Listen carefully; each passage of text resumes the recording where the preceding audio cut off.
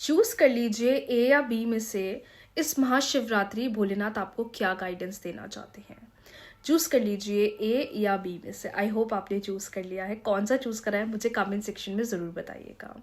If you are someone जिन्होंने pile ए opt करा है, सक्सेस इज नियर। अनएक्सपेक्टेडली होगा, बहुत जल्दी आपको सक्सेस मिलेगा।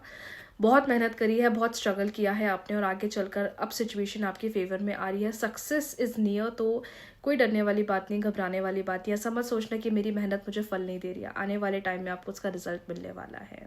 इफ़ यू आर समवन जिसने पाइल बी ऑप्ट करा है, you need to have some patience right now. बहुत ज़्यादा या तो डेस्परेट हो रहे हो, या बहुत जल्दबाजी कर रहे हो, या बहुत जल्दी जल्दी चीज़ें एक्सपेक्ट कर रहे हो। नहीं, भोलेनाथ का गाइडेंस है कि अभी इस वक्त आपको कामनेस के साथ साइलेंट होकर चीज़ों पर ध्यान देना चाहिए, तभी आप अपने डिज़ायर्ड गोल पर पहुंचोगे। क्लेम कर लीजिए।